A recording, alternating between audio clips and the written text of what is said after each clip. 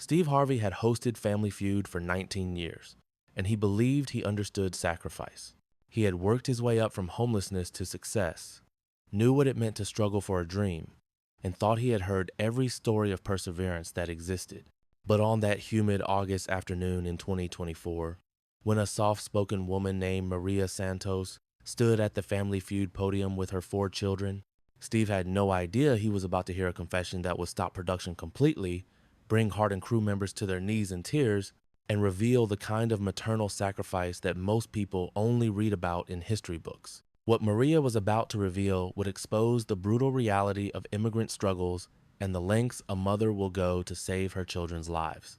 Before we dive into Maria's extraordinary story, if you believe in honoring the sacrifices our parents make, the courage of immigrant families, and the power of a mother's love to overcome impossible odds, please hit that like button and subscribe to our channel. What you're about to hear will change how you think about the people who risk everything for a chance at a better life.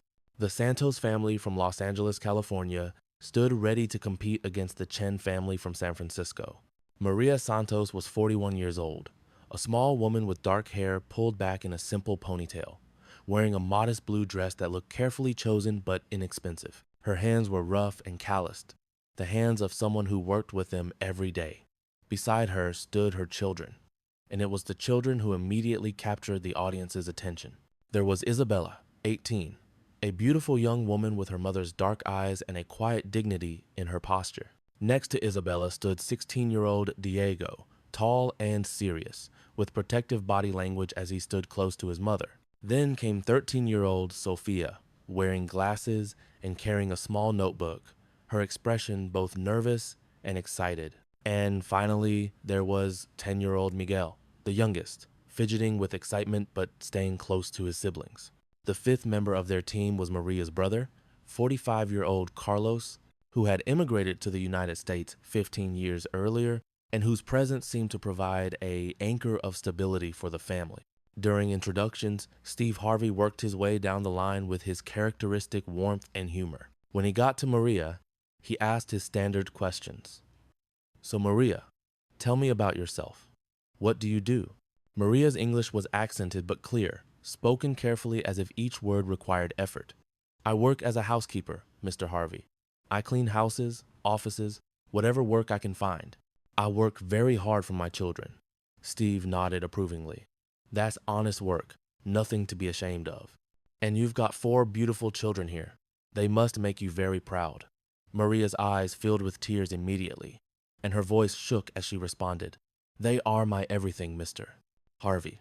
They are why I breathe, why I work, why I am here in this country. Everything I have done for them." There was something in her voice, an intensity that went beyond typical parental pride, that made Steve pause. He looked at Maria more closely, seeing the exhaustion in her eyes, the premature aging that hard work and worry had etched into her face, the way her children gathered protectively around her. "Where are you from originally, Maria?" Steve asked gently. "El Salvador, Mr. Harvey. We came to the United States 3 years ago." Steve smiled warmly. "Well, welcome. I'm glad you're here. And how are you all liking California?" Isabella, the oldest daughter, spoke up. "Mr. Harvey, we love it here. We're safe here. We can go to school without being afraid. We can walk down the street without." Her voice caught, and she looked at her mother, who placed a gentle hand on her daughter's arm. Maria finished her daughter's sentence quietly. "Without being afraid of gangs, of violence, of being killed. That is why we came here, to be safe, to give my children a future." The studio audience was very quiet now, sensing that there was a deeper story here, something profound lurking beneath the surface of this seemingly normal Family Feud introduction. Steve, with his instinct for reading people and moments, felt it too. The game began, and the Santos family played with surprising skill and coordination. Isabella was clearly brilliant, giving thoughtful answers that frequently topped the board. Diego was strategic, carefully considering each response. Sofia consulted her notebook between rounds, revealing that she had studied Family Feud questions and common answers just like so many contestants before her.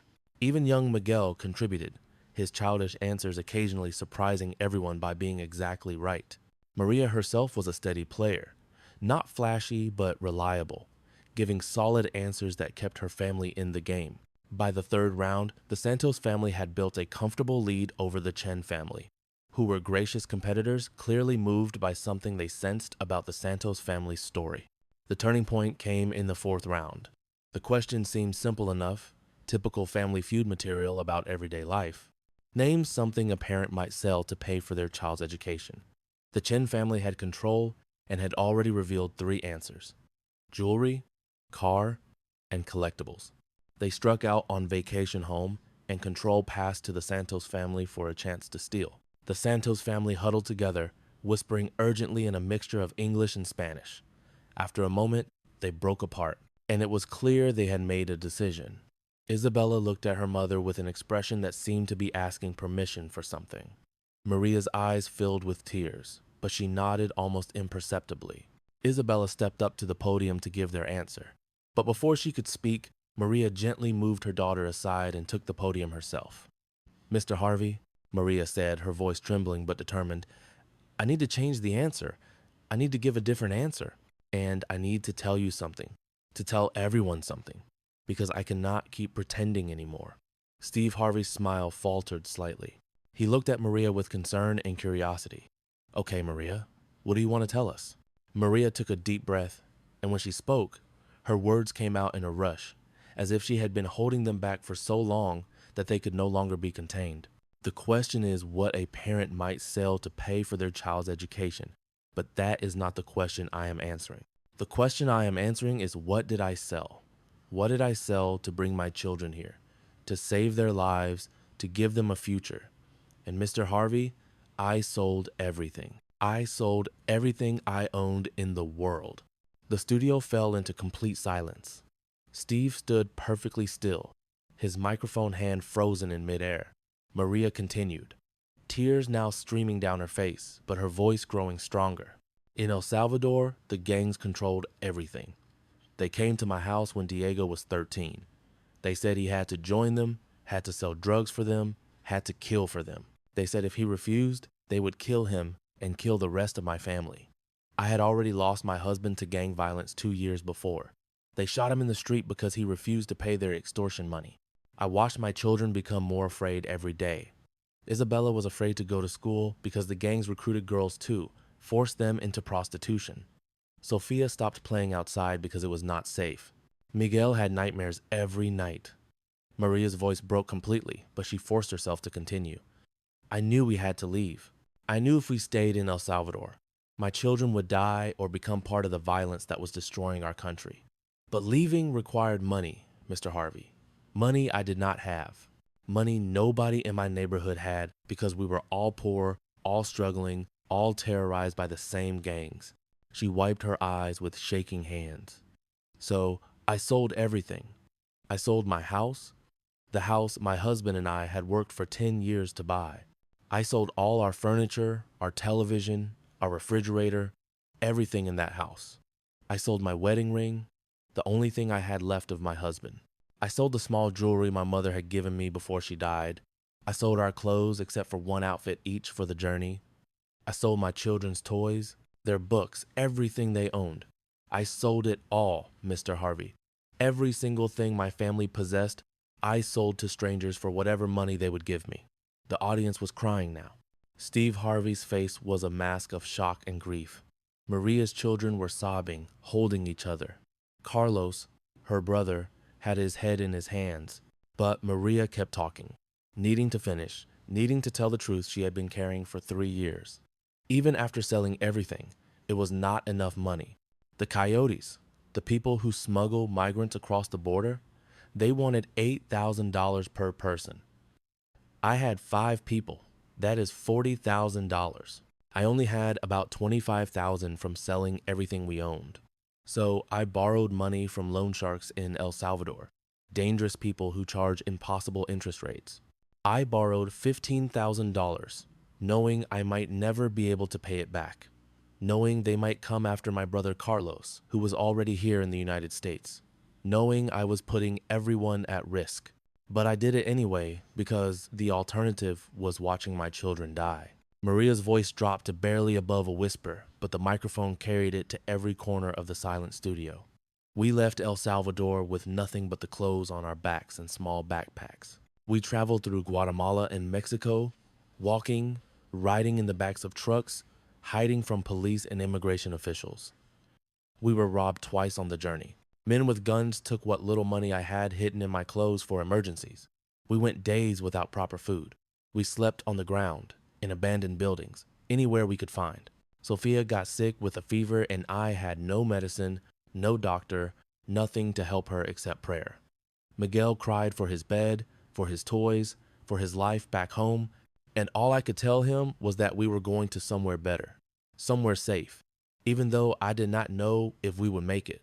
Steve Harvey was crying openly now, not trying to hide it, just standing there with tears streaming down his face as this small woman revealed the depth of sacrifice and suffering she had endured. It took us 42 days to get from El Salvador to the United States border, Maria continued. 42 days of fear and hunger and exhaustion. When we finally crossed into the United States, when we finally made it to my brother Carlos's apartment in Los Angeles, I had nothing left. No money, no possessions, no home to return to, even if we wanted to go back. Just my children, alive and safe, and that was everything. Maria looked directly at Steve, then at the cameras, then at the audience.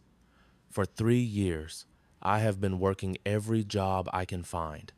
I clean houses from 6 in the morning until noon. Then I clean offices from 1 in the afternoon until 6. Then I work in a restaurant kitchen from 7 at night until midnight. I work 7 days a week, Mr. Harvey, every single day for 3 years. So I can pay rent for the small apartment where we live, so I can buy food for my children, so I can slowly pay back the loan sharks in El Salvador so they do not hurt my family there. I am exhausted always. My body hurts always. But my children are in school. They are learning English. They are safe.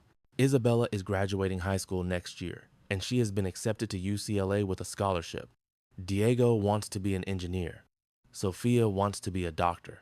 Miguel just wants to play soccer and be a child, which is all I ever wanted for any of them. Maria's legs seemed to give out slightly, and Isabella rushed to support her mother. But Maria straightened herself and finished what she needed to say. The question was, what would a parent sell for their child's education? But Mr. Harvey, I did not sell everything for education. I sold everything for life. I sold everything so my children could live, could have a future, could become the people they are meant to be instead of becoming victims or perpetrators of violence. And I would do it again. I would sell everything again and again if that is what it took to save them. The studio was filled with the sounds of crying, audience members sobbing openly, crew members wiping their eyes. Even the security guards in the corners had tears streaming down their faces. Steve Harvey stood there completely overwhelmed, unable to speak, unable to do anything except feel the weight of what he had just heard. Finally, he walked over to Maria and simply pulled her into his arms, holding her while she cried. Her children gathered around them, all of them crying together. Carlos joined them, and the Family Feud stage became a space of raw, unfiltered human emotion that transcended entertainment, transcended television, transcended everything except the acknowledgement of a mother's sacrifice and a family survival against impossible odds. After several minutes, Steve gently released Maria and turned to signal the producers. "We need to stop," he said, his voice rough with emotion. "We need to take a break. This is bigger than the game. This is bigger than the show. We need to stop." The producers immediately agreed, and the audience was asked to remain seated while the Santos family was taken to a private area backstage. Steve went with them, along with a counselor and several producers, who were all visibly shaken by what they had just witnessed. In the private room, Maria apologized repeatedly for disrupting the show, for revealing so much, for making a scene. "I am so sorry, Mr. Harvey," she said through tears. "I did not mean to ruin your program.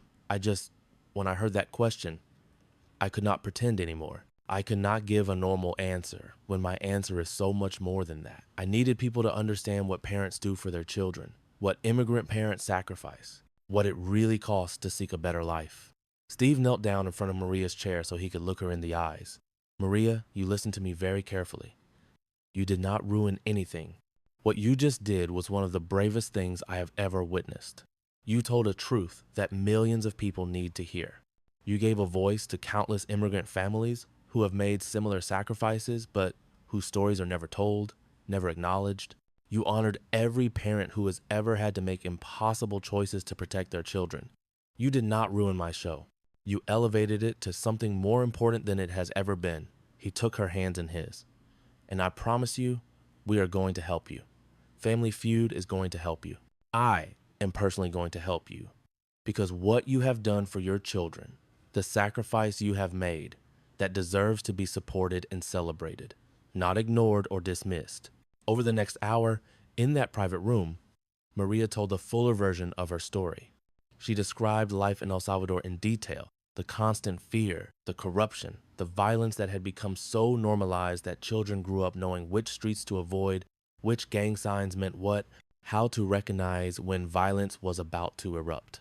She described her husband Roberto's murder, how he had been killed in front of their house while she and the children watched from the window, how the police did nothing because they were either corrupt or terrified themselves, how she had to bury her husband knowing his killers would never face justice. She described the specific day when gang members came to recruit Diego, how they had surrounded him on his way home from school, how they had threatened him with machetes, how Diego had come home terrified and begging his mother to let them leave, to go anywhere else, to escape. She described making the decision to flee, the guilt of abandoning her country, her culture, her extended family who could not come with them, the terror of not knowing if they would survive the journey, the shame of having to borrow money from dangerous people. Maria described the journey north in heartbreaking detail. She talked about the night sleeping in the desert, keeping her children close to protect them from scorpions and snakes and men who preyed on vulnerable migrants. She described running and hiding when Mexican immigration police came through towns they were passing through, keeping Miguel quiet by covering his mouth even as he cried in fear. She talked about the river crossing into the United States, how she had been so afraid her children would drown, how she had made them promise that if something happened to her, they would keep going, keep swimming, save themselves. She described finally reaching American soil and collapsing on the ground, holding her children and crying because they had made it. They had actually made it. She talked about the first months in Los Angeles, living in Carlos's tiny one-bedroom apartment, all 6 of them in that small space, trying to find work without proper documentation, dealing with the trauma her children carried, the nightmares, the anxiety, the difficulty adjusting to a completely new culture and language. She described the ongoing fear of deportation, of being sent back to El Salvador, where the gangs would kill them for leaving, for refusing to cooperate, for daring to escape. But Maria also described the hope. She talked about Isabella's first day at an American school, how her daughter had come home crying because it was so different from El Salvador, but also because she felt safe, because there were no gang members outside the gates, because she could learn without fear. She described Diego slowly coming out of his shell, starting to smile again, making friends, joining the robotics club at school, and discovering a passion for engineering. She talked about Sophia's joy at having access to a library, at being able to check out as many books as she wanted, at discovering that she loved science and mathematics. She described Miguel playing soccer in a park without fear, running and laughing like the child he should have been all along but hadn't been able to be in El Salvador. "My children are thriving," Maria said, her voice filled with pride and wonder. "Despite everything they have been through, despite all the trauma and loss and fear, they are thriving. Isabella is at the top of her class. Diego is excelling in advanced mathematics. Sophia reads at a college level. Miguel is just happy. Mr. Harvey, he is a happy child. And that alone, seeing my baby boy happy and safe, that makes every sacrifice worth it." Steve listened to all of this, and then he asked the question that had been bothering him. "Maria, you said you're still working 3 jobs, still paying back the loan sharks. How much do you still owe them?" Maria's expression darkened.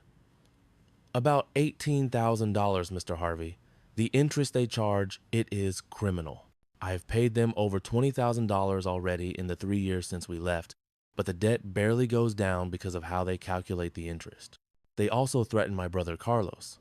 calling him and demanding money, saying they will hurt him or hurt my family still in El Salvador if I do not pay. It is a burden that never ends. Steve looked at the producers who were in the room. We need to do something about this. We can't just hear this story and do nothing. This woman sold everything she owned to save her children's lives, and she's being exploited by criminals. We have to help. The producers nodded in agreement, but they cautioned that they needed to think carefully about how to help in a way that was meaningful and responsible. They didn't want to just throw money at the problem without addressing the larger issues Maria and her family faced. Over the next week, Family Feud worked with immigration attorneys, financial advisors, and social service organizations to put together a comprehensive support package for the Santos family. They arranged for pro bono legal representation to help Maria and her children with their immigration status, working toward legal residency and eventually citizenship. They connected Maria with a nonprofit organization that helped immigrant families deal with predatory lenders, and that organization negotiated with the loan sharks to settle Maria's debt for a fraction of what she owed, threatening legal action if the lenders continued their harassment. Family Feud agreed to pay off the negotiated debt amount, freeing Maria from that burden. They also set up a fund to cover Isabella's college expenses that her scholarship didn't include, ensuring that Maria's oldest daughter could attend UCLA without the family taking on new debt. They arranged for mental health services for all 4 children, recognizing that the trauma they had experienced would require professional support to fully process and heal from. And they did something else, something that would have long-term impact beyond just the Santos family. Steve Harvey announced that he was partnering with several immigration advocacy organizations to create a scholarship and support fund for children of undocumented immigrants who were excelling academically despite the challenges they day in re-10 faced. The fund would be called Maria's Promise, honoring Maria's commitment to her children and extending that promise to other families in similar situations. When it came time to resume the Family Feud taping, the atmosphere in the studio was completely different from any normal game show environment. The audience had been briefed on Maria's story, and when the Santos family returned to the stage, they received a standing ovation that lasted over 5 minutes. People were crying and clapping simultaneously, overwhelmed by Maria's courage and sacrifice. Steve addressed the cameras directly before resuming the game. Ladies and gentlemen, we just heard from Maria Santos, a mother who sold everything she owned to save her children's lives. And I need to say something about that. We live in a country where immigration is one of the most divisive political issues, where people have strong opinions about who should be allowed to come here and who shouldn't. But I want you to forget about politics for a moment and just think about Maria as a mother. Think about what you would do if your children were being threatened with death, if gangs were trying to force your son to become a killer, if your daughters weren't safe walking down the street. Would you stay and watch them die? Or would you do whatever it took, sell everything you owned, risk everything you had to get them to safety? Because that's what Maria did. She made a choice that no parent should ever have to make, and she made it out of pure love for her children. Steve continued, his voice passionate and forceful. Maria and her children are not statistics. They're not political talking points. They're human beings who were fleeing violence and seeking safety. And they represent thousands, maybe millions, of families who have made similar journeys, who have sacrificed everything for the chance at a better life. I don't care what your political beliefs are. I don't care how you feel about immigration policy in the abstract. But I challenge anyone watching this to look at Maria Santos, to hear her story, and to not feel compassion, to not recognize the fundamental human desire to protect your children that transcends borders and politics and everything else. He turned to Maria. Maria, you said you sold everything for your children's lives, and I'm here to tell you that what you bought with that sacrifice was not just their lives, but their futures, their educations, their dreams, their potential. Isabella is going to UCLA, Diego is going to be an engineer, Sophia is going to be a doctor, Miguel is going to grow up safe and happy. That's what you bought, and that is priceless. The audience erupted in applause again. Maria was crying, her children were crying, even some of the Chen family members who had been standing respectfully to the side were crying. The game eventually resumed, though everyone understood it was secondary to what had just occurred. The Santos family played their steal attempt, And Maria gave the answer they had agreed on. Everything. As in, a parent might sell everything to pay for their child's education or future. It wasn't on the board because the survey hadn't asked about desperate immigrant parents fleeing violence. It had asked about typical American parents making normal sacrifices for education expenses. The Santos family didn't win that round on the technicality, but Steve Harvey made an executive decision. You know what? I'm going to give this round to the Santos family anyway, he announced. Because Maria's answer was more true, more real, more important than any survey answer could ever be. She sold everything, and that deserves to be recognized and rewarded. The Chen family immediately agreed, applauding the decision and showing grace and compassion that spoke to their own character. The game continued with the Santos family having been given the round, and they went on to win the overall game, advancing to Fast Money. When it came time for Fast Money, Maria and Isabella played together, mother and daughter, side by side. They didn't have the highest score ever recorded, but they won, and when the final points were revealed and the audience erupted in cheers, it felt like so much more than a game show victory. It felt like vindication, like justice, like recognition of everything Maria had endured and overcome. When the episode aired 6 weeks later, the response was unprecedented. The clip of Maria's confession went viral immediately, viewed over 100 million times across all social media platforms within the first week. The response was overwhelmingly positive, with people from across the political spectrum expressing admiration for Maria's sacrifice and love for her children. Yes, there were some negative comments, people who focused on immigration status rather than human suffering, but they were drowned out by the flood of support and compassion. Immigration advocacy organizations used Maria's story to put a human face on policy debates, to remind people that behind every statistic was a real person, a real family, making impossible choices in desperate circumstances. Parents across America and around the world shared the clip with their children, using Maria's story to teach about gratitude, sacrifice, and the privileges that come with being born in a safe, stable country. The story sparked broader conversations about gang violence in Central America, about the root causes that drive migration, about U.S. policy toward El Salvador and other nations plagued by violence, and about comprehensive immigration reform that might address these complex issues more humanely and effectively. For the Santos family themselves, life changed dramatically after the episode aired. The legal assistance Family Feud arranged allowed Maria and her children to apply for asylum based on the gang violence they had fled, and their case was strong enough that they were granted temporary protected status while their asylum claim was processed. This meant they could work legally, which removed the constant fear of deportation and exploitation that had shadowed their lives. Maria was able to quit 2 of her 3 jobs, working just 1 full-time job instead of 3 part-time ones, which meant she actually had time to sleep, to be present with her children, to heal from the exhaustion that had defined her existence for 3 years. Isabella started at UCLA the following fall, the first person in her family to attend university, carrying with her the hopes and dreams of her mother and siblings. She studied political science and immigration law, determined to help other families like hers navigate the complex and often cruel immigration system. Diego continued to excel in school, his robotics team winning regional competitions, and his passion for engineering growing stronger. He dreamed of one day building infrastructure in El Salvador that might help make his home country safer, so that future families wouldn't have to flee as his had. Sophia pursued her love of medicine, volunteering at a community health clinic that served immigrant families and seeing firsthand how healthcare access could be a matter of life and death for people without documentation or resources. She wanted to be a doctor who served communities like the one she came from, who understood the barriers her patients faced because she had faced them herself. Miguel simply enjoyed being a child, playing soccer, making friends, going to school without fear, living the childhood that had been stolen from him in El Salvador but that his mother's sacrifice had given back to him.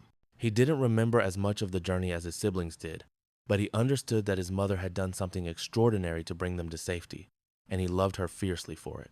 Maria herself slowly healed, physically and emotionally, from the years of trauma and exhaustion. She attended a support group for immigrant women who had fled violence, finding community and understanding with women who had made similar journeys and similar sacrifices.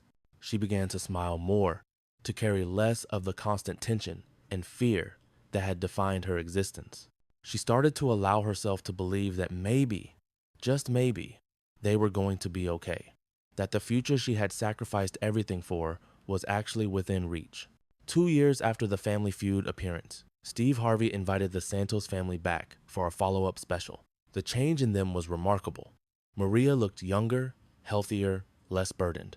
The children had all grown and thrived in visible ways. Isabella, now 20, spoke about her experiences at UCLA and her plans to attend law school. Diego, 18, had just been accepted to MIT with a full scholarship to study engineering. Sophia, 15, had started a mentoring program for younger immigrant students at her school, helping them adjust and succeed academically. Miguel, 12, was thriving on his school soccer team and talking about maybe trying out for regional competitive teams. Mr. Harvey, Maria said during the taping, 2 years ago, when I stood on your stage and confessed what I had done, what I had sold to bring my children here, I was so afraid. I was afraid people would judge me, would hate me, would say I was a criminal for coming to this country without permission. But instead, people showed me compassion. They showed me that they understood a mother's love transcends borders and laws and politics. They reminded me that I am not alone, that there are good people everywhere who recognize the humanity in others. She continued, tears in her eyes, but her voice strong. You changed our lives, Mr. Harvey, not just because of the financial help, though that was enormous, and we are so grateful, but because you gave me a space to tell my truth, and you honored that truth instead of dismissing it or politicizing it. You saw me as a mother first, before you saw me as an immigrant. And that gave me my dignity back, my sense of worth that I had lost somewhere along the way because I had internalized the message that people like me are not wanted, are not valued. You reminded me that I did something brave and loving, not something shameful, and that has healed me in ways I cannot fully express. Steve Harvey was crying again, just as he had 2 years earlier. Maria, you gave me something too. You reminded me that television can be more than entertainment. You showed me that creating space for people to tell their truth, their real truth, can change lives and change hearts. I'm a better person for having met you and your family, and I'm honored to have been part of your story. The special episode also featured updates on the Maria's Promise Scholarship Fund, which had now helped over 60 children of undocumented immigrants attend college. Several scholarship recipients were in the audience, and they stood to thank Maria for inspiring the fund that had made their own educations possible. One young woman, a sophomore at Stanford studying medicine, spoke directly to Maria. Miss Santos, my family came from Guatemala when I was 8 years old, fleeing similar violence to what you faced. My mother made similar sacrifices, selling everything we owned for the chance at safety. But we never talked about it, never acknowledged what she had given up, because there was so much shame attached to being undocumented, so much fear. When I saw your Family Feud episode, when I saw you speak your truth so bravely, it gave my mother permission to tell her own story, and it allowed me to fully appreciate what she had done for me instead of taking it for granted. So thank you. Thank you for your courage, for your honesty, for representing all the mothers like mine who make impossible sacrifices that often go unrecognized and unappreciated. Maria embraced the young woman, both of them crying. 2 generations of immigrant daughters connected by shared experience and gratitude for mothers who had risked everything for their children's futures. The episode concluded with Steve making another announcement. Maria, when you first came on Family Feud, you were working 3 jobs, trying to pay off debt and survive. You've come so far since then, and I'm proud of you. But I want to do something more. I want to make sure that you never have to worry about money for your children's education again. So I'm personally establishing a trust fund for Sophia and Miguel's college educations so that when they're ready to go to university, the money will be there. Your 2 oldest are taken care of with scholarships, but I want to make sure your younger 2 have the same opportunities. Maria collapsed into Steve's arms, sobbing with relief and gratitude. I don't know how to thank you, she managed to say through her tears. You have given my children the future I dreamed of, but didn't know how to provide. You have given me peace, Mr. Harvey, peace I haven't felt since before my husband died. How do I thank you for that? Steve held her and said simply, "You thank me by continuing to be the remarkable mother you are. You thank me by watching your children succeed and thrive. You thank me by knowing that your sacrifice was seen, was valued, was honored. That's all the thanks I need." 5 years after Maria's confession on Family Feud, all four of her children were thriving beyond what she had dared to hope when she sold everything to bring them to America. Isabella had graduated from UCLA and was in her second year of law school, specializing in immigration law and already working with nonprofit organizations to represent asylum seekers. Diego was excelling at MIT. His engineering projects focused on sustainable infrastructure for developing nations. Sophia was preparing to apply to colleges with dreams of becoming a doctor who served underserved immigrant communities. Miguel was a happy, well-adjusted teenager who played competitive soccer and had a large group of friends. Living the normal teenage life, his mother had sacrificed everything to give him. Maria had become an advocate in her own right, speaking at immigration reform rallies and sharing her story with lawmakers, always emphasizing that behind every immigration statistic was a human being, a family, a story of love and sacrifice and survival. She had been granted permanent residency and was on the path towards citizenship, no longer living in fear of deportation, no longer carrying the burden of being undocumented. She had reconnected with extended family in El Salvador through video calls, staying connected to her roots while building a life in her new home. She had even started dating, allowing herself to hope for companionship and love again after years of being too exhausted and traumatized to think about her own needs beyond survival. The loan sharks who had exploited her were no longer a threat, and she was free from the debt that had hung over her for years. She worked one job that she actually enjoyed, at a community center serving immigrant families, using her own experience to help others navigate the challenges she had faced. Her life wasn't perfect. She still struggled with trauma from everything she had experienced, still worried about her children, still missed her husband and the life they had planned to build together before violence destroyed their dreams. But she was healing, and her children were safe, and that was everything. As we close this powerful story, I want you to think about the parents in your life, the sacrifices they made that you might not fully know or appreciate, the ways they protected you and provided for you even when it cost them dearly. Maria Santos showed us what maternal love looks like at its most fierce and desperate, a mother willing to sell everything she owned, to risk death crossing deserts and rivers, to work herself to exhaustion, all for the chance to save her children's lives.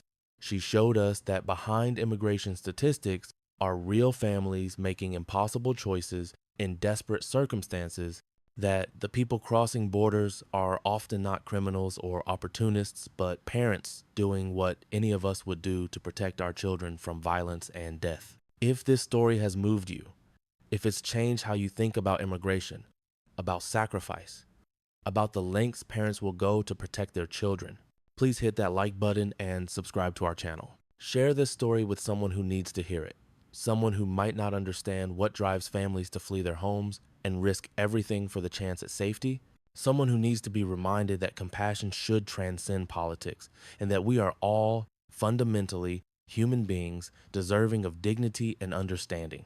Maria walked onto a game show stage intending to play a fun game with her children, and instead she gave a confession that revealed the brutal reality of what immigrant families endure and sacrifice.